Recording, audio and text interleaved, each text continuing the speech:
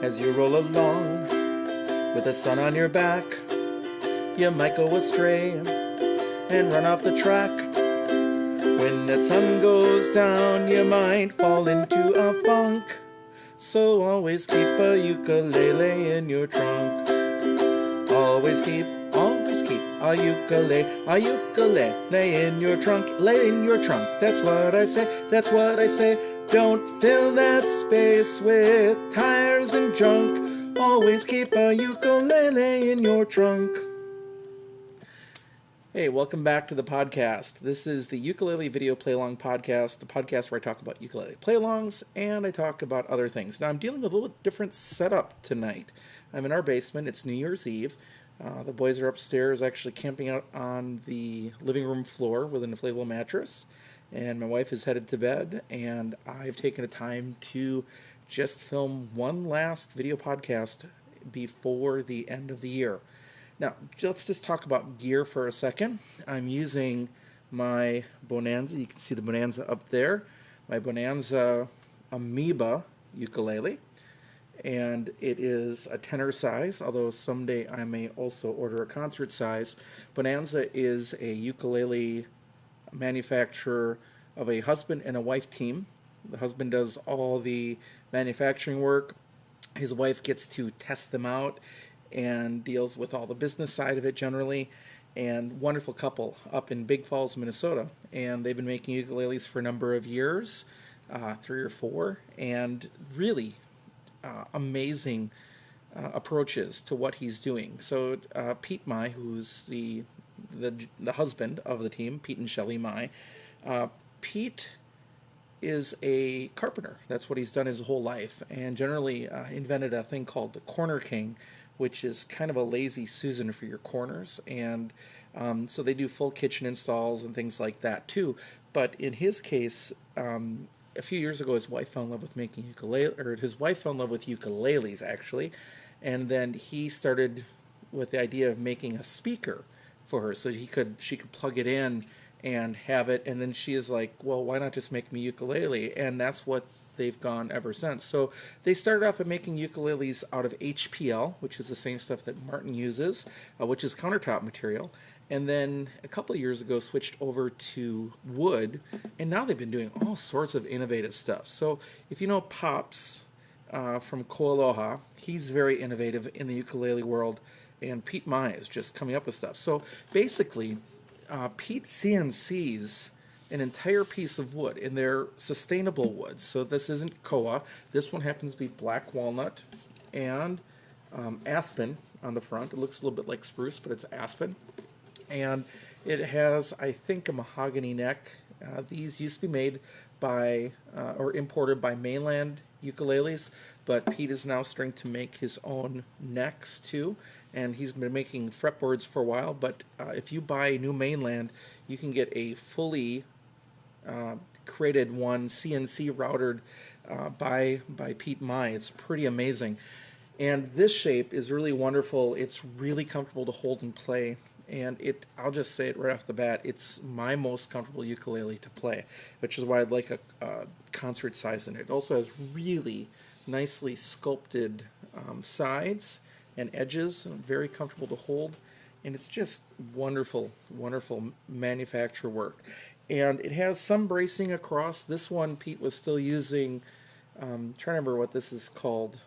I can't remember what this material is called that he uses for the nut and corian. There it is. It's he uses corian, which again is a countertop material for the nut and the saddle, which works just fine. I mean, it has the same properties of a buffalo bone or other bone, but he was also using that in these. So this one has a corian brace, but I think he's to wood now. And the other thing he's been doing lately is he makes layers of this. So he cuts out one piece, and it's all one piece. Then there's another perfectly cut out piece that goes on top, and we call it the Oreo. And he also just started making necks, and he can also Oreo the neck, which would give it actually more stability and strength. Although with a ukulele, it typically doesn't have the tension or anything.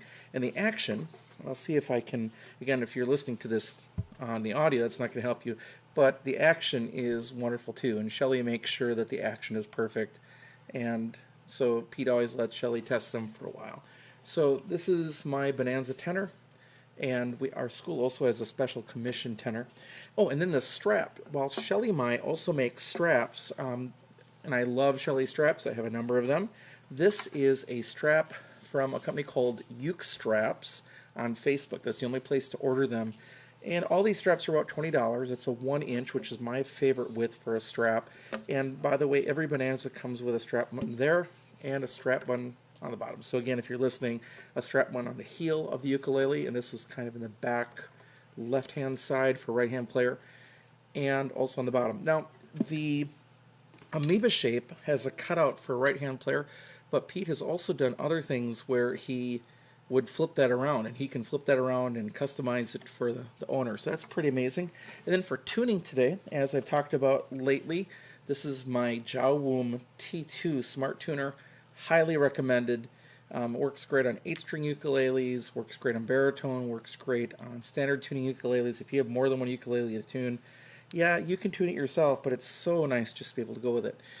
And that's kind of where it's at. Now for my filming today, I'm using my iPhone with my traditional Shure MV88 microphone, and I have my iPad on my AirTurn Go stand, and I've got a few other accessories that I bought for it which are allowing me to actually see my iPad and film all in one direction. So got another Christmas gift for my parents. There are these quick lock little adapters you can snap so you can move things around, and I was able to get a second one of those this year. I got my first one last year, so now I can really quickly alternate my Go stand to be set up for different settings. So if I'm in a jam, I can bring 2 ukuleles and hang one.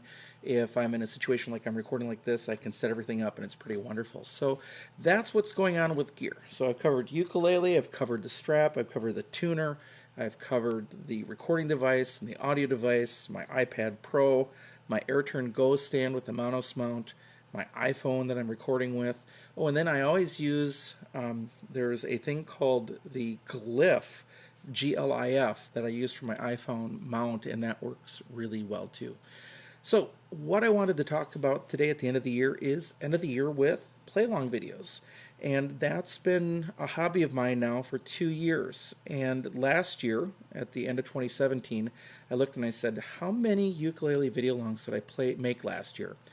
Well, last year, 2017, I created 176. And I didn't really break that down specifically to different categories, but I was pretty amazed. I had started making videos in February of 2017, and by the end of the year, I'd made 176 play-alongs. This year, I've gone a little bit more slowly. Particularly as school started, I haven't pushed myself as hard, so I'm still making 1 or 2 videos a week, and often that requires, and I'll talk about that in a second, often that requires 1 or 2 different videos for those 1 or 2 videos, if that makes sense. So a single song will result in 2 different videos, or sometimes 3, which does slow me down a little bit too. But I've really expanded in what I'm doing, and I'll talk about that too. So not only am I making play-along videos, I'm doing other things. So last year, 176 videos that were play-along videos.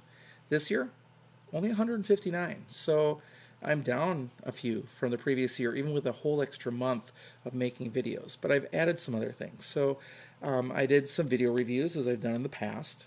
I did 10 skill drill videos, which I've used in my own teaching. They're really wonderful. So that's where, with my students, I take away worrying about following a song, which can move at a really fast pace or changing paces, and it just is chord changes. Now that idea really comes from the Ukulele Boot Camp, but doing it in a different way. The Ukulele Boot Camp tests all the chords in a certain key that you'd typically play. And incidentally, I made 10 versions of those. So there's one with 8 chords max, then 4, then 3, 2, 1, and you can practice those too. So if you want to, you can always go on to the YouTube channel, which is Ukulele Tenor, and you can look up Ukulele Boot Camp, and you should find those different videos, and there's a playlist as well.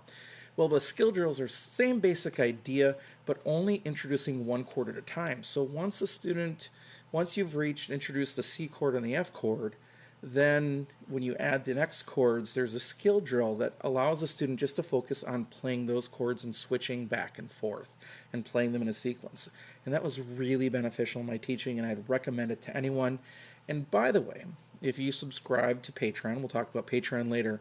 I've got the first video, actually it's not a video, the first collection of videos organized into a Google Slides presentation for the first 5 chords, which is almost 100 songs right now with all the videos that we've made in the past couple of years.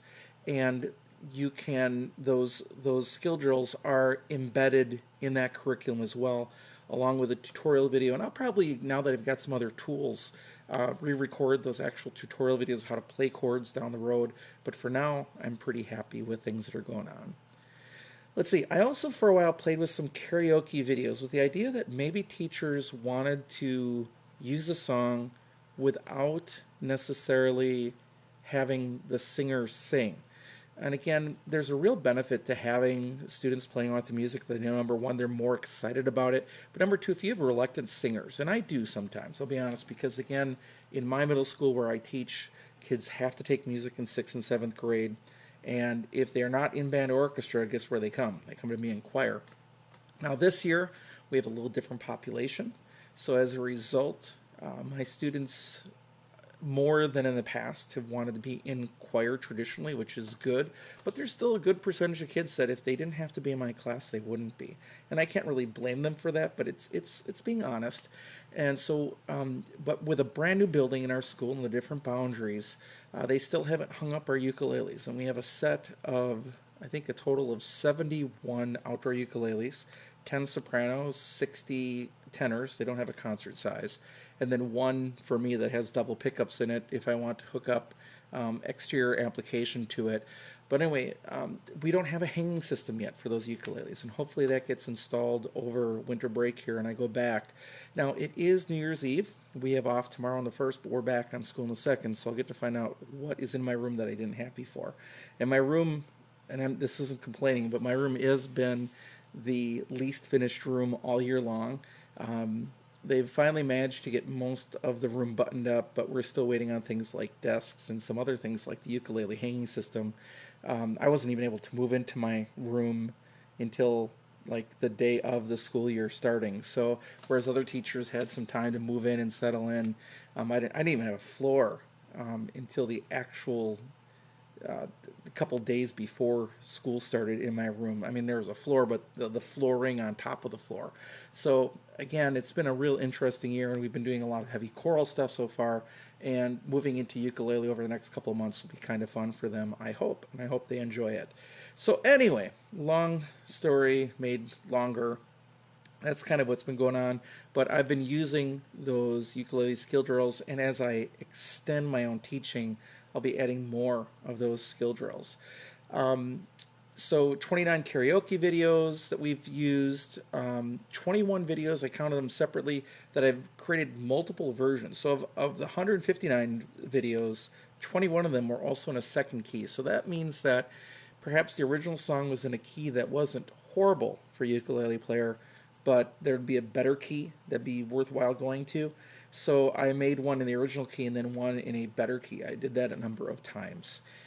Let's see, 8 just general tutorial videos, including a recent one for the song that I started with, which is Always Keep a Ukulele in Your Trunk. That's by Casper Baby Pants, and I kind of messed up the last finger picking part. I didn't have it written out. I was just doing it, winging it, so I didn't want to retake it multiple times, so that's how I'm going to end it there. But anyway, 8 tutorial videos, only 2 additions to my daily 365 project, so I really need to get going on that. And then I think 4 podcast videos. So this will be the 5th actual video of the Ukulele Video Play Along podcast. So if you're listening to this on Apple Podcasts or on Google Play, thanks for listening. But it's also available on YouTube, so you can watch and see what I'm doing as well. Either one is fine. So thank you for paying attention to the video, I'd like to say. Let's see, some other little things that are worthwhile talking about. Just so you know, we had 3 videos that were blocked for this year that I created, and sometimes I wonder if I just shouldn't try uploading right away and seeing if it's blocked. But there were 3 videos that, one is a Beatles tune, Yellow Submarine. Another one, I'm trying to remember what the other 2 were, but anyway, those videos are uploaded to YouTube, but I've kept them private because they're blocked. And what happens is publishers generally allow you to use the music now because of YouTube's matching services. It's pretty cool. They have an algorithm that says, oh, this is this song from this period of time to this period of time. We recognize that you're using this song, so you can't monetize it, and therefore any money that you'd make from this video is going to go back to the copyright holder, which is totally fair. I mean, it is their music. I mean, and that's the whole point of it. And all those songs are always available on YouTube by the copyright holder anyway. They're all out there anyway, so they gain any ad revenue. Now, on a side note, that's bad news because then my channel as a whole, when I've applied for monetization, and I just reapplied, what happens is YouTube contacts me and says, we're sorry, you can't monetize your channel because you have duplication. Now, unfortunately, that means anything new like this isn't available to be monetized and to have any sort of income with it. So that's kind of a bummer. I'm hoping that YouTube will hopefully see some of the other stuff that I've done. Although, again, the play-along videos are the massive part of what I do, but it'd be nice to earn revenue when it's my material too. So anyway, so 3 songs are out there, and they're blocked. We've also had weird things where, like, I've made a video a 1.5 years ago, and suddenly I get a copyright notice that something is being matched, and it's like, okay. The most recent one of that was La Bamba. The other day in December here, December 23rd, I got an email from YouTube of La Bamba is under copyright. So don't worry, you're not in trouble, but any revenue for ads, which I don't get any revenue for ads anyway, is going back to the copyright holder. Okay, but that's been out more than a year, and it just got matched. That happens too. We've also seen a weird situation where a song that was in fair game use, not necessarily not fair use, and definitely not in the idea of the public domain, but a song that was being allowed to be used by the copyright holder has suddenly disappeared.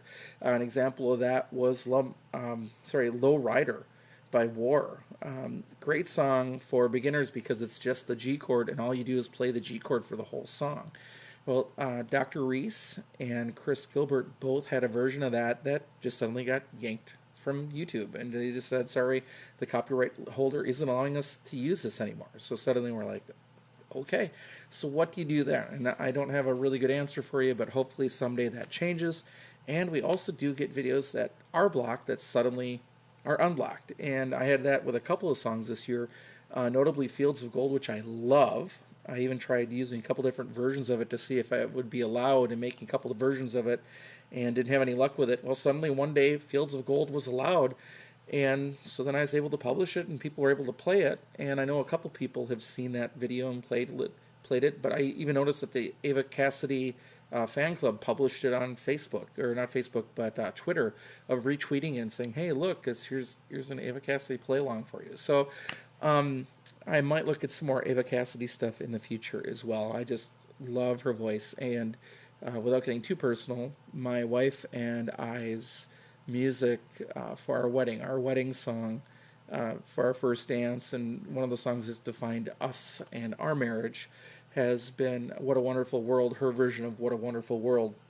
If you haven't heard it, you need to listen to some Ava Cassidy. She was incredible. So that's a whole bunch of stuff that's going on. So my first video in 2018 was You and I, the Ingrid Michaelson song. And then my last video was Always Keep a Ukulele in Your Trunk, which was on December 27th. So as of today, I'm getting awfully close to 19,000 subscribers. The eventual goal is 100,000. I don't think that's going to happen in 2019. But if you haven't subscribed, please consider hitting the subscribe button. I would love to have a Google Play button to display on my wall in the classroom for my students. That would be incredible. So think about it. The most watched video this last year was from The Greatest Showman. All of my Greatest Showman videos did really well, but Rewrite the Stars had 1.4 million views in 2018. I'm just blown away by that. And overall, the entire channel is getting awfully close to 7 million views. So I feel pretty good about that. The most recently popular song has been Lost Boy, which I think was a really successful play-along. And if you haven't listened to Lost Boy, you need to go listen to it. Ruth B is the artist, and it's just her and piano. There might be some other things thrown in, but basically it's very acoustic music, and it translates really well to ukulele.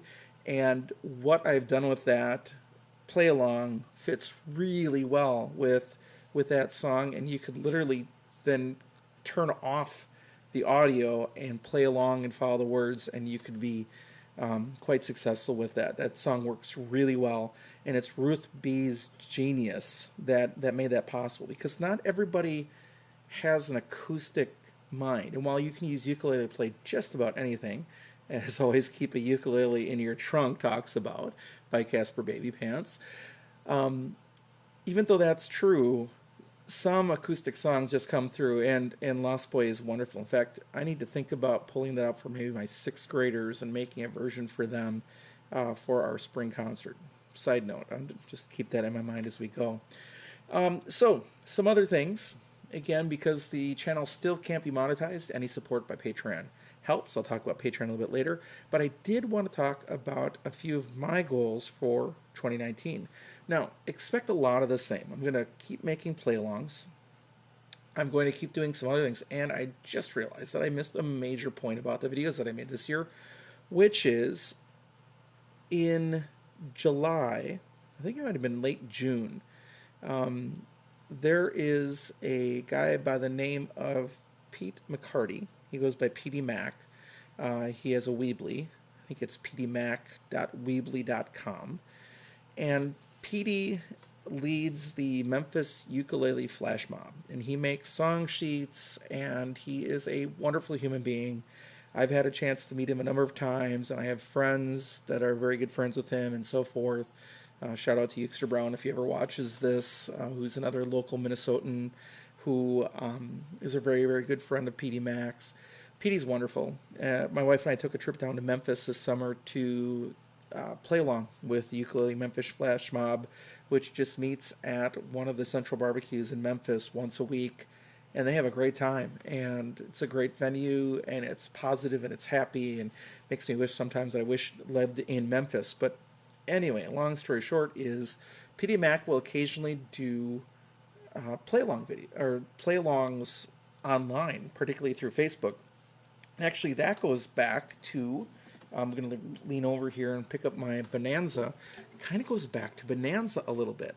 Shelly Mai got into ukuleles up there in Big Falls, and her husband started making her ukuleles, but there was no ukulele club up in Big Falls. Now, there's a couple ukulele groups here in the Twin Cities, but there is nothing. I mean, Minnesota's a tall state, like a lot of states, and there was nothing really around for her to play with, and she kind of lamented, Shelly Mai kind of lamented there's no ukulele groups, and Pete said, well, let's do a virtual one. So I'll, make the songs or use the songs we're using with the Ukulele Flash Mob, and I'll lead them on Facebook, and you can play at home.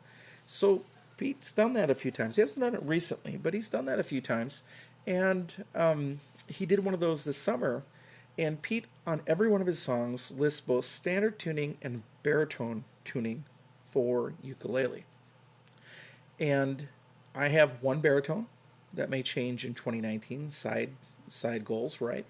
But I decided, what the heck? I'll pull out the baritone because I've got some guitar experience, and it's just thinking through different ways. So I picked up the baritone, and I did the play along playing baritone instead of playing standard for the first time. I mean, I'd played baritones and played the chords, and basically the shapes are all the same, but they all have different names. So on a baritone, your C chord becomes a G chord. I mean, it's basically the same as a guitar tuning, because a baritone is roughly the same as a guitar, minus if you want to think of it, the top two strings are closest to your body, or if you want to think of it, the two lowest strings aren't on a baritone ukulele. Well, that snapped something in me after playing that, and I was like, gosh, what resources are out there for baritone? And PD Mac has some resources. Robin Giebelhausen includes some things for baritone ukuleles.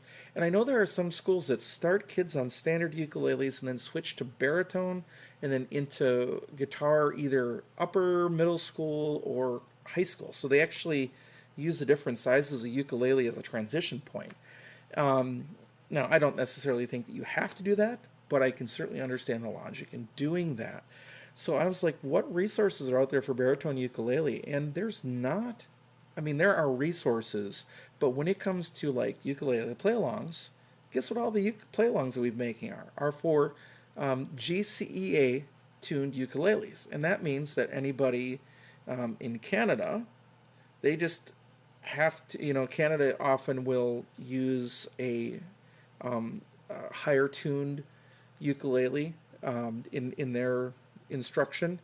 That means that they can't use it necessarily unless they detune or they try to ignore the names of their songs, because then in Canada, if you're using the D6 tuning instead of C6 tuning, this is no longer a C chord or a G chord, it's a D chord. That can be very confusing, especially for young players. But looking at the United States as a whole, GCEA tuning is most common, and I believe also most common throughout Hawaii as well, where the instrument comes from. So I decided, well, I'm going to stick with GCEA tuning, but what if I offered baritone tuning? So something changed, and starting with Hawaiian Roller Coaster Ride on July 8th, every video that I've made since that time has also had a baritone version. So that does add to the time making videos because it's a complete reworking of fonts. The fonts all have different sizes, so the fonts all have to be resized. And then the boxes that highlight which chord you're supposed to play also get modified. So with all that in mind, thanks to PD Mac, thanks to that play along, thanks to my owning one baritone right now, I'm now offering baritone resources as well. So what are the goals for 2019? Well, in addition to trying to keep going with this podcast, I would like to keep making videos and do some other things. So here are the other things. Number one is every video I make from this point on will have a Google form for making requests. Now, I've turned off comments on videos on YouTube for a long time. I just watched Katie Denure. She's at One Music School. I have always liked what Katie does in this live broadcast. I have a whole new appreciation for her. She went into a little bit of philosophy and a little bit of religion, a little bit of other things, and her heart is very similar to mine. But anyway, Katie was talking about how she didn't want to go into videos. Her husband kind of forced her into it, so she did it, and she was afraid of the comments and the negative comments that would be out there. Well, Katie has found that to be a very positive atmosphere. I still have a little bit of inherent distrust about comments and people sniping on the internet. Just I've been part of too many forums and other things as well. So I'm not quite ready to open up comments on the videos, but I do have a spot that from now on is going to say, if you have a suggestion for a song, please enter it, who the artist is, if you can give me a YouTube link, if there's anything you want to tell me about the song, and if you have any comments, and send an email. And I don't collect email. I don't, because some people don't want to share that. But then I can follow back up, and if I ever make a video. Now again, most of my videos I'm trying to make are going to be school friendly and are going to be family friendly at the very least. So I mean, I'm struggling with one of the Adele songs right now. I started it, and there's a spot where she has a swear word. I'm not quite sure how to handle that. I mean, I was even a little uncomfortable thinking back to last January of that You and I song by Ingrid Michaelson. There's a verse about let's do what the bunnies do, which, is that appropriate for school? Now, honestly, I know these kids are listening to music that's way worse than anything that I'm going to be working with here. But at the same time, I want to make sure that I'm following through with the expectations I have for myself. So there'll be a new Google form for requests. I hope to get some guests, and I'm going to try using the Google Hangouts part of YouTube to visit with a couple people. I know that I've talked with Chris Gilbert a number of times, and she unfortunately had a kitchen emergency last fall. We were going to do a podcast together and give that a shot, and so hopefully Chris and I can get together once the school year starts. It's awfully hard. I haven't done any podcasts with the music and education technology podcast that my friend Paul Shimmons and I do together because we just get too busy with things. So, but anyway, I'd like to visit with Chris Gilbert. I'd like to see if I could visit with Dr. A. I may try to set up a time for Andy Ramos and I to have a chat while I'm down at TMEA in February. And by the way, if you're down at TMEA, I'm going to be presenting on Fourscore, which is one of my most used apps on the iPad. Andy and I did suggest a combination teaching ukulele in the 21st century slash let's also have a ukulele jam at TMEA, and we were turned down. We'll apply again next year. And Andy does live in Houston, so it's his own home state. I'm coming from obviously Wisconsin, flying out of Minneapolis, but hopefully we'll get that next year. But I'd love to visit with, and of course, you know, talking with Dr. Reese perhaps at some point, and just letting you see some faces too behind these videos, because I think that's helpful too, and knowing the heart of the people that are doing it. And I don't think any of us are making any money on any of the videos that we've created, and we're approaching 800. So that's a heck of a lot of material for teachers to use, and I'm pretty proud of the work that we've been doing. And I think you can use it in your classroom or as an individual or in a group setting and have a wide, rich variety of music to choose from. So it's kind of cool. I would like to go back, another goal. So we've talked about using Google Forms, stretching the podcast a little bit. But I'd like to make baritone versions of all the songs I've already created, and that's going to take a while because, if I made 159 videos this year and about 50 of them, or a little over 50 of them were baritone, that means 276 videos to catch up on. And I was talking with my friend Andy Ramos again, who's makes play along videos, and I told him the other day on Facebook, and it's absolutely true that I have learned a ton of stuff from Andy. I know I helped him out too, and we learned from each other. So and he's a friend. I mean, instant friend. When we had a chance to meet in Houston last year. But I've learned things from him too. And one of the amazingly dumb things that I learned from him, not dumb in terms of what he's doing, but what I was doing, was I noticed that Andy was archiving everything. So he'd make a video and they'd archive it. And I was like, well, that's kind of, why are you doing that? And then realized later that I've been deleting all my old videos. So if there's ever a problem, or if I want to go back and make a baritone version, guess what I get to do with those 200 and whatever 276, 280 videos that don't have a baritone version, is I have to recreate them. So, yeah, the third goal will be starting the process of making baritone versions of all the songs I've already created, and perhaps for some of the songs that other people have created that haven't made baritone versions of. So that's another thought of mine. Now, here's where it gets to be interesting. I've used Patreon just a little bit, and there's a couple rewards there. I made a holiday Google Sheets or Google Slides presentation. I have the first 5 videos. I have some other graphics and some other things. But I think I'm going to start making a chord sheet. And that's just where you have the lyrics and the chords for songs that you do. I think I'm going to start making a chord sheet for every new song. And I'm going to leave that as a Patreon reward. And I'm not sure whether I'm just going to leave that in a folder or if I should make a booklet. But what I've found is, and I think this is true of anybody making ukulele play-alongs, is that when we're out there, we often look at what's existing for what are the chords that are used. But the fact is, when you start working on it, it doesn't take long to find chords that don't really quite sound right, that people have identified, other people have identified on those other sites of these are the chords for a song. So a lot of times I leave feeling like my version is more accurate, particularly with ukulele, than other versions that are online. So the idea here is maybe to offer that, and then as I go back making the baritones, to add the old song sheets as well for songs I've created. So take a look for that. You might see that in 2019. Now, if a song is in the public domain, I'm also open to offering, to transcribing those. And typically, by the way, if you're interested, I use Notion, either on iOS or on Mac. And Notion has some great ukulele tools. And I'll be quite honest with you, I know for sure that Dorico, the brand new music notation software, doesn't have any such tools. And Finale is just not so fun to work with in the context of tabs and chords. I'm sorry, but it isn't. And I really can't speak to Sibelius because I'm not a Sibelius user.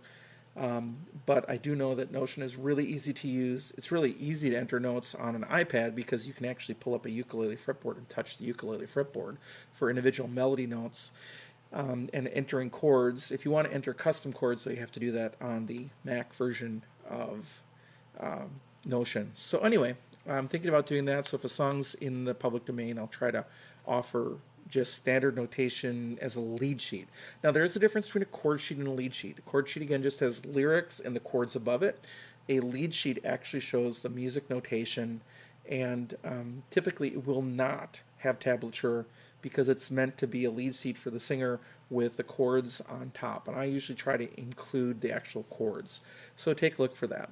And the other major goal, again, and this would be all for Patreon subscribers, the lead sheets and the chord sheets, I would like to continue to add to my sequence of methods. And in fact, I'll be doing that this year as I start teaching ukulele here in January to my own students after we reach through the first 5 chords. I'm going to add the next chords and see what's a healthy balance. And also, if you're ever curious of how I come up with that, I recently wrote an article about looking at 700 plus songs in the collection, which chords are used most frequently. I know that some teachers like to teach all the one-fingered chords right away because kids get it, and I guess I can understand that. So they're teaching C, they're teaching A7, they're teaching C7, and then an F9, and then of course A minor as well. So they are teaching those 5 chords first. I don't necessarily subscribe to that because there isn't much real music that uses those 5 chords. So I believe in teaching the most frequent chords with one exception. And I want to give away the entire method or my approach because that's part of the gift of what you get with Patreon, right? But in the big scheme of things, the most frequently used chord is C followed by G. Now, it doesn't make much sense to get people... C is a great chord to start off with. I think probably 99% of all ukulele players start with the C chord. And this, again, is a method that isn't teaching individual notes. This is a method that's teaching ukulele as it's used most of the time in the world as an accompaniment instrument. Now, my idea, again, is that if students are interested, you can introduce them to a little bit of tablature, a little bit of melody and chord melody playing. But realistically, if you go to a ukulele jam, most people aren't going to be playing melody. You might actually see me doing it, or I'll bring my ukulele bass like I've done recently. But you're not going to see people. You're not going to see people generally playing melody or individual notes at a ukulele jam.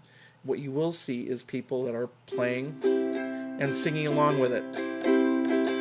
So, and especially since I'm teaching choir, where the idea is singing, what I want the ukulele to be is an accompaniment because you can bring one of these with you almost anywhere. And my little Ohana Sopranissimo, I can literally drag literally anywhere, and I have.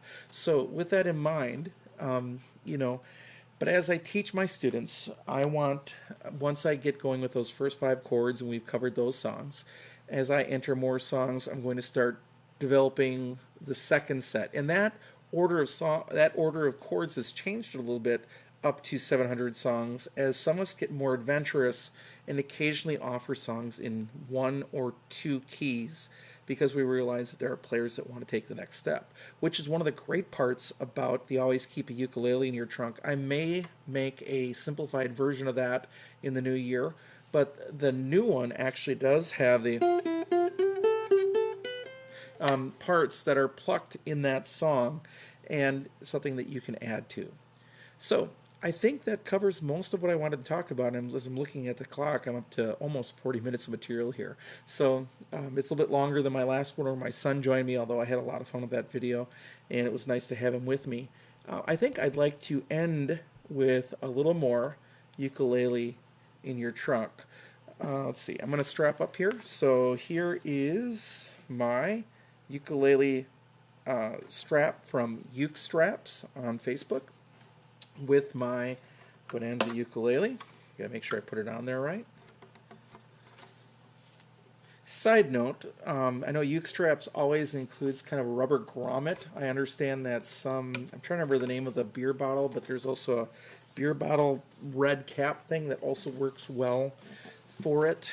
But so let's see here. I'm going to look at the last verse. If you're going to have one, okay, so this is the third verse. In the version that I would make as a shortened version, wouldn't have the instrumental interlude. The instrumental interlude has some, especially in the original key, has some wacky chords like a C sharp minor, and also the F sharp 7, which a lot of beginning players aren't going to be able to play. But if you take the song, and also it's really low, it starts on an E pitch-wise. So the version that I've been playing starts on a G, which is really still too low for me as a tenor. But for a lot of singers, it doesn't go too high then, and kind of is easier to sing.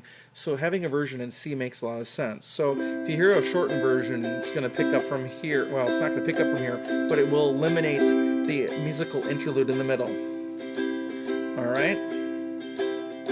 If you're going to have one, why not have one more? And if you have a pair, why not 3 or 4?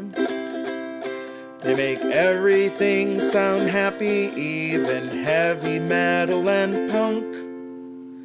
Always keep a ukulele in your trunk. Always keep a ukulele in your trunk, lay in your trunk. That's what I say, that's what I say. Don't fill that space with maps and checks and boots and hats and tires and junk. Always keep a ukulele in your trunk. Have a great 2019, everybody.